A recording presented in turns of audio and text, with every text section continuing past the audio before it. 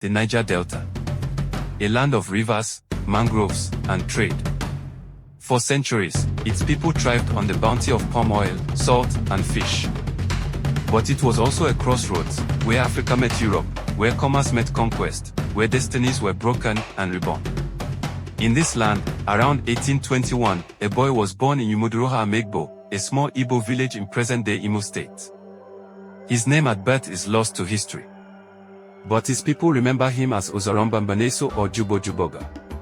To the world, he would become known as Jaja of Opobo, a man who rose from slavery to kingship, from exile to legend. Like thousands of children in Igboland during the 19th century, Jubo's fate was sealed by the slave trade. Though the transatlantic trade was fading, local slavery endured. Captured in youth, he was marched to the coast, sold like a commodity, and carried into a new world of bondage. His destination was Bonny, a kingdom at the mouth of the rivers, where wealth flowed like oil, and slaves were as common as cargo. Here, the boy who would become Jaja began his life anew, marked by hardship, but never broken in spirit. In Bonny, Jubo was bought by the powerful Anapepo house. It was more than a household, it was a vast commercial empire.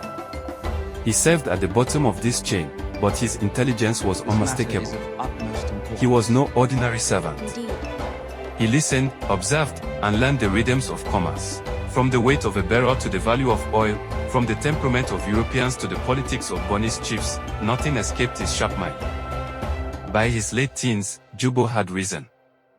He commanded canoemen, led trade expeditions, and proved his loyalty in council. He was given a new name, as was the custom for trusted dependents, Jaja. Among men born free, Jaja commanded respect. His rise was not merely from servitude to leadership. It was proof of his unshakable will, his mastery of trade, and his ability to inspire others.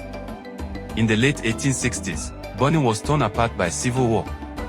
Rival houses fought for dominance of trade routes and European alliances. Blood stained the rivers, and thousands fled. Amid this chaos, Jaja emerged not as a victim, but as a commander. He led the Anapepo men with discipline and courage.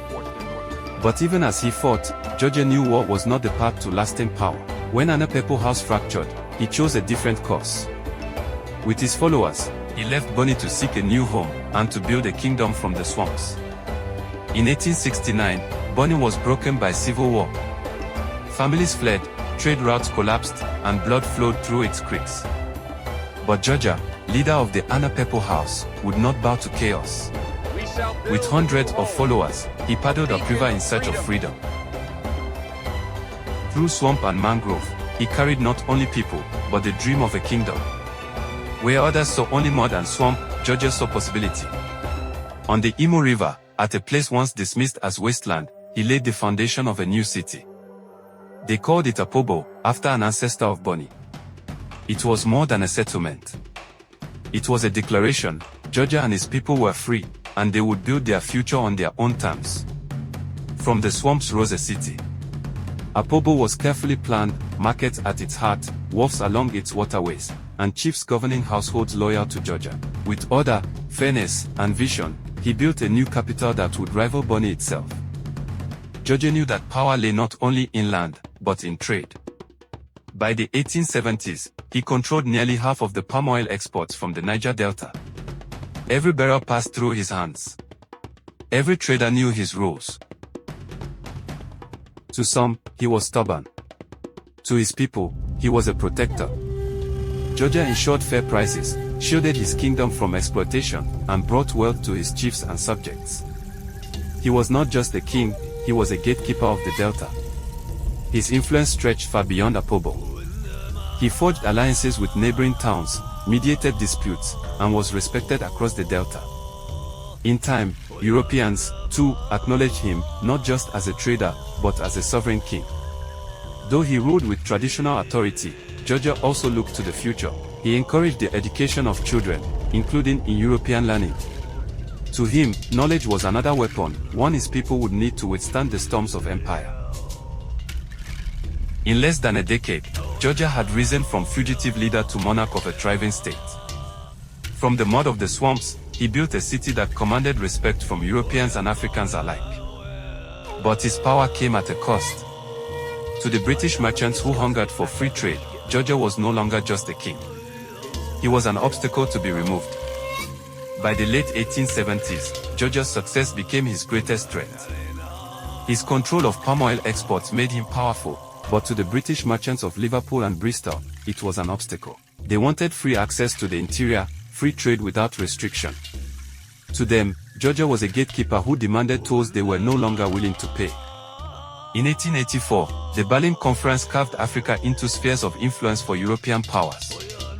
Britain laid claim to the Niger Delta. They summoned Jaja to sign treaties, documents promising protection, but in truth, designed to strip him of his sovereignty. Jaja signed reluctantly, perhaps believing diplomacy could preserve his power. But the ink was a snare. To the British, it meant submission. To Jaja, it was betrayal hidden in fine print. Jaja continued to enforce his rule. He blocked any trader who tried to reach the interior without passing through Opobo. The British called it obstruction. Jaja called it sovereignty.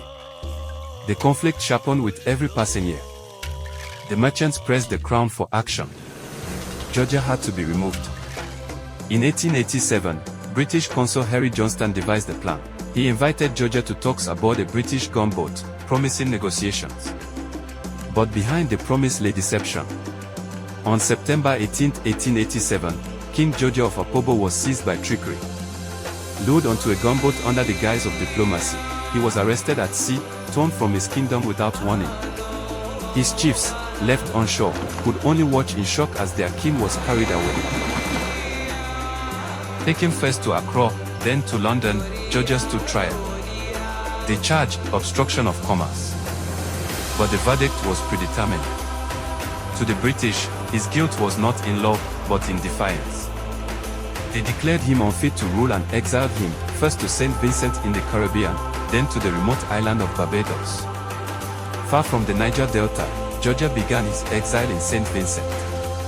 To the local people, he was no ordinary prisoner. He carried himself as a sovereign, even in captivity. The British had removed him from his throne, but they could not strip him of his bearing. In exile, Jaja's voice traveled back across the Atlantic in letters. He wrote to his chiefs, urging them to remain united. He wrote to British authorities, appealing for justice. And he wrote of his longing, not for power, but for home. Isolation weighed heavily on him. Cut off from his land, his family, his council of chiefs, Jaja bore the silence of exile. The British kept him under watch, wary of his influence even thousands of miles from Opobo. Here too, he was treated with cautious respect. Islanders admired his dignity, his resilience. But the loneliness of banishment only deepened. As years passed, voices in Britain began to question the justice of Jaja's exile.